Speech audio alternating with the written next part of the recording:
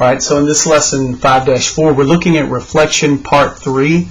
And so we actually have 3 separate lessons on reflection.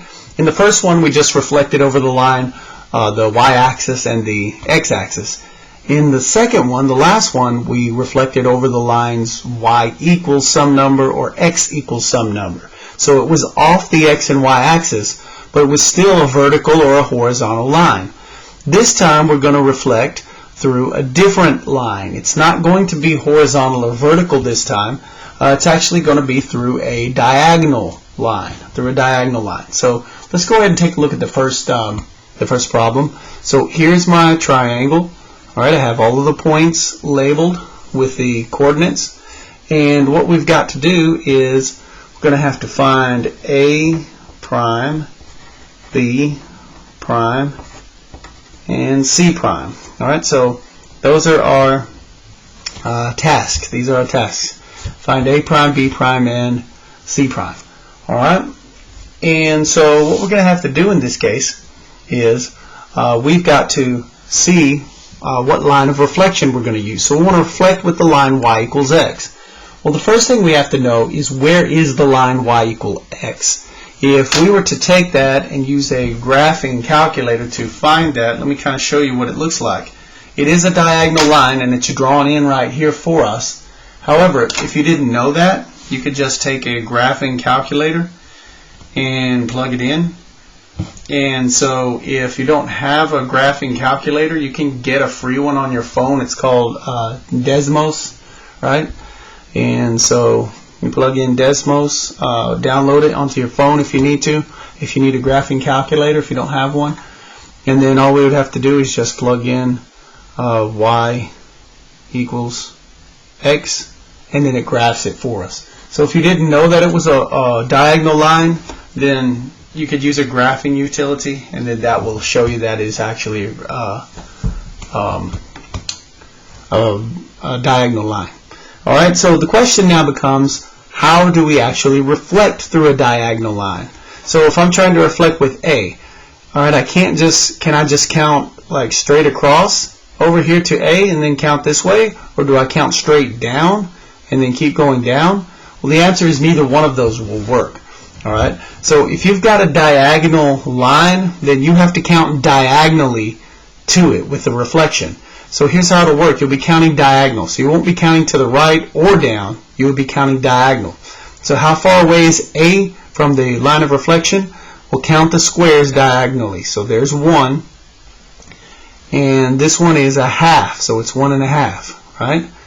Now I know on this printout of the notes that I have right here, it's not quite as clear with the squares, but the ones that I give you on the quiz will be you'll be able to see the grid better. Alright, so don't worry about that.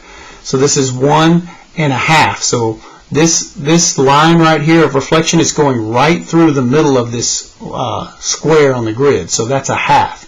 So when you get one like that, consider that as a half. So how far is A away from it? It is 1 1/2. So how far are we going to have to go on the other side for A prime? 1 1/2. Now the good thing about it is if it ends in a half, you immediately pick that half back up, so we need to go 1 more. And so there is the point for our A prime. Okay, there's the point for our A prime.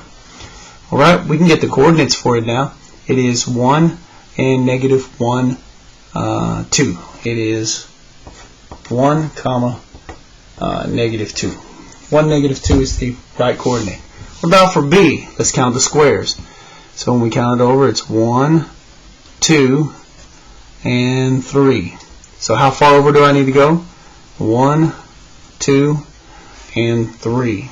And then so there is your point for B prime. Okay. So again, you're counting diagonals. Make sure you go from corner to corner, but when you're counting, all right. And so B prime now, the coordinates are 1, 2, 3, 4, and down 1, 2. Alright, 4, -2 is the correct coordinate there. 4, -2. And I have point C now that I need to go and find. So that's 1, 2, 3, and 4. Now remember, make sure you're counting diagonals. Don't get off track. And then we go 1, 2, 3, and 4.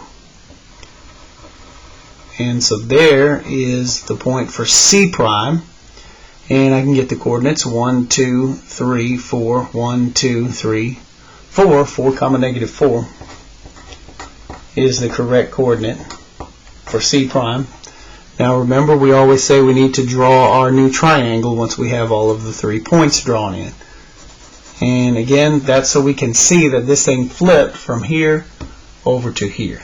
Alright, and then that we have now done it correctly. Once again, we need to write the reflection rule here. And so let's take a look at the original points and the prime points and see if we can get any clues. -2, 1, 1, -2. Alright, so let's see if we can tell what happened here. So -2, 1, 1, -2. Looks like they just switched to me, right? Let's see if that's true for the rest of them.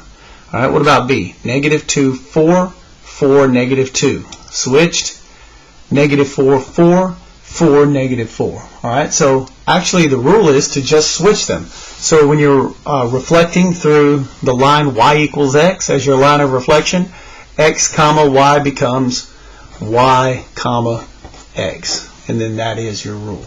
Alright? So there you go. What about the next example though? Okay, I've got another triangle and I'm reflecting this time with the line equals y, the line y equals -x. And so instead of a diagonal line sloping upward, you're going to have a diagonal line that's sloping downward. Okay, so there would be the line y equals -x. But the same principle applies. I need to count diagonally to that line of reflection. So if I'm looking for A prime, well, how far is A away from it? It is 1. So A prime will also be 1 the other direction. Alright, so there is my A prime. We can get the coordinates of it at -1, 3. -1, 3. Alright, now for my B.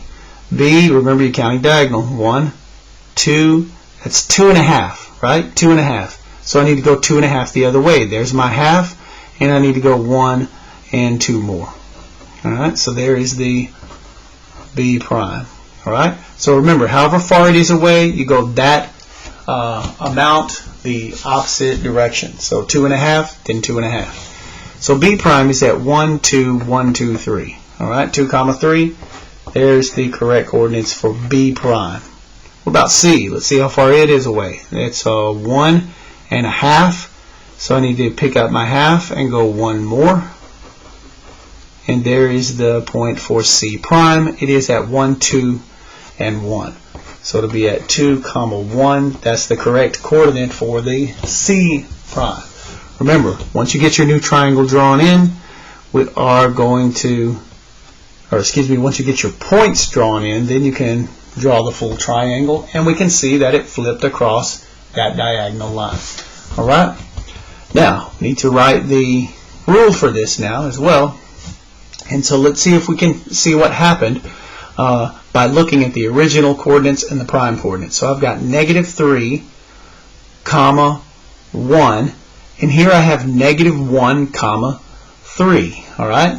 So first of all, it looks like they did switch position, right? But they also changed sign. -3 became +3, and 1 became -1. Let's see if that's true all the way across. So -3, -2 becomes 2, 3. Alright, so flip position and both change sign. Alright, what about C though? -1, -2 to 2, 1. So again, they switched position and changed sign. So that is the correct rule. So that means x, y becomes -y, -x. Switch position and change sign. Alright, switch position and change sign. Now, there's one more type of reflection that we haven't really addressed, and that's called point reflection. Right? So, just like you can reflect a figure through a line, you can also reflect a figure through a point. And so, here's kind of how it works. We're doing point reflection with the origin, so the origin is at 0, 0, right? And so, the way point reflection works is this time, instead of reflecting directly to a line, you're going directly to the point, right? And so, like for example, if I'm trying to find A prime, A is here. Point reflection would be the reflection right exactly through that point and the same distance the other way. And so you might be thinking that, so I need to reflect right through the origin this way. Okay, so you might be thinking, well, Coach, how can I figure out what that distance is? You could use the Pythagorean theorem, but then you would kind of have some difficulty getting that exact distance going over here. So the best way to do it is just to count down and over to the origin. So it's down 1 over 1, 2, 3. So the reflection is also going to be down 1 over 1, 2, 3. And then that would be the coordinate for A prime on this particular one. All right, when we're talking about the point reflection.